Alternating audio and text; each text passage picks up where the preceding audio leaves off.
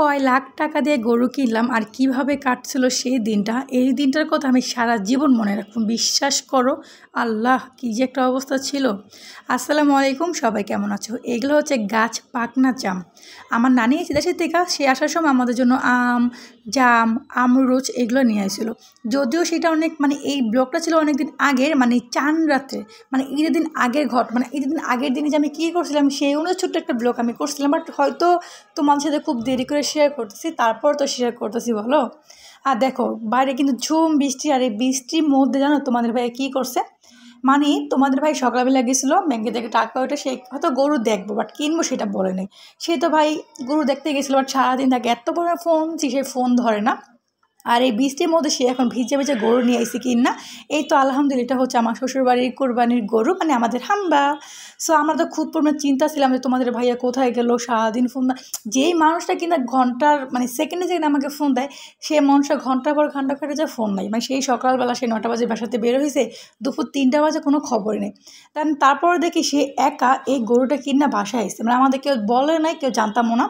আর তো আমাদের সাবিয়া সোহান কিন্তু আমাদের কোরবানি গরুটা পাইয়ে অনেক অনেক খুশি ছিল। সো বাইরে কিন্তু সারাদিন খুব পরিমাণে বৃষ্টি, আর এই বৃষ্টি পানি পাড়ায় এখন আমি গেছিলাম আমার বাপের বাড়িতে সেই বাড়ি গরু দেখতে। বাট গরু তাদের আগে কিনছিল, বাট আমারই যাওয়া হয়নি, জামো করে যাওয়াই হয় না। তো ভাবলাম ব্লগটা শুরু করছি, দুইবারই হাম্বা একসাথে তোমার সাথে শেয়ার করি। সো এই হচ্ছে আমাকে দেখে আবার জোরে দোকান থেকে দৌড়াইতেছিল, কারণ ও দেখতেছিল কান দিয়ে আমার মাথার উপর একটা ছাতা করলে সাবিয়া। তো সেই ক্ষেত্রে ও সাবিয়াকে নিল, বলাপো আপনি হাইটটা আসেন। আর আমাদের বাড়ির সামনে যে বাড়িটা সেটা কিন্তু ভাঙছে, আর দেখো গাছে কিন্তু বড় একটা জাম্বুরা হয়েছে। তো আসল কথা কি, যেহেতু বাপের বাড়ি খুবই কাছাকাছি, 2 মিনিটের রাস্তা, ওই সমুদ্র হোক সৈকত হোক যাই হোক না কেন হাইটে হাইটে আসা যায়। আর এই হচ্ছে আলহামদুলিল্লাহ আমাদের কোরবানির গরু, আমার বাপের বাড়ি কোরবানির গরু। আর এখানে তো ওইটা খুব কান্না করতেছিল। আসল কথা কি, ওদের একদিনের মেহমান আমাদের বাসায়, কারণ আমার বাপের বাড়ি শ্বশুর বাড়িতে ওই কোরবানির গরু আনার পরের দিন ইচ্ছিল আসল কথা এটা। যদিও আমার আব্বু একদিন আগেই কিনছিল, বাট আমাদের বাসাটা দেরি করে কিনা হয়েছে। কিন্তু বললাম না, সকাল থেকে শুধু চিন্তা ছিলাম তোমাদের ভাইয়া কেন ফোন ধরে না, কেন আসলো না, কী করলো না করলো, খুব চিন্তা ছিলাম। শেষ পর্যন্ত সাথে কি, সে নাকি গরু কিনা বাসায় নিয়ে এসে।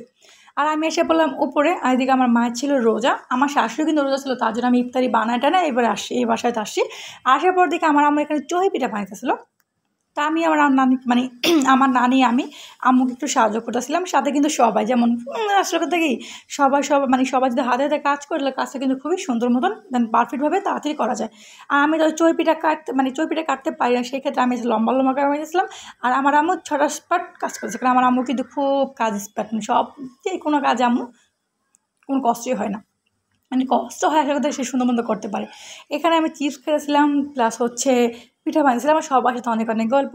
দেন তারপর এসে পড়লাম সন্ধ্যার আগে আগে একটু বাইরে আম কাঁঠাল কেনার জন্য, মেয়ের শ্বশুরবাড়িতে আম কাঁঠাল পাঠাবো বলে কথা, তাই না? সো এখানে হচ্ছে লিচু খেয়েছিলাম, আর টেস্ট করছিলাম সেই লিচুটা কীরকম। আর যেহেতু আমি এই বাড়ির এই এলাকারই বউ, এই এলাকারই মেয়ে, তো সেই ক্ষেত্রে একটু ডিমান্ড বেশি। সো এখানে আমরা কিনতে আসলাম আম, কাঁঠাল, সাথে লিচু। মায়া শ্বশুরবাড়ি দিব, ভালো চেয়ে দিবেন। আচ্ছা এইটাই কাটেন।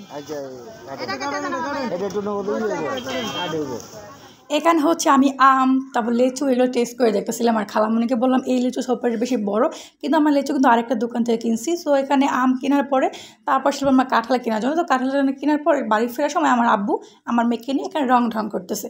তো এদিকে এটা হচ্ছে আমাদের দোকান। প্রায় সময় চিন্তা করি আমাদের পুরো দোকানে তোমাদের ঘুরে ঘুরে দেখাবো। আসলে তো আমাদের হচ্ছে ইলেকট্রনিক কেন হচ্ছে ফার্নিচার, একটা সংসারে যা যা প্রয়োজন সব কিছুরই আছে দোকানে, কিন্তু সময়ের অভাবে তোমার সাথে শেয়ার করতে পারি না। সো এখানে হচ্ছে আমি জুয়েল, তারপরে হচ্ছে সব নিয়ে আসছিলাম। আর এগুলো কিন্তু সবচেয়ে মেয়ে শ্বশুরবাড়িতে, মারিয়ার শ্বশুরবাড়িতে। হরজত আমাদের মেয়ে জামাই, সো মেয়ে শ্বশুরবাড়িতে এগুলো চাইবো। তো এখানে হচ্ছে আম, কাঁঠাল, লিচু সব কিছু নিয়ে এখন উপরে আসছিলাম। আর এদিকে আমার ভাইয়ের গল্প, আমার ভাইয়ের কথাগুলো একটু শোনো।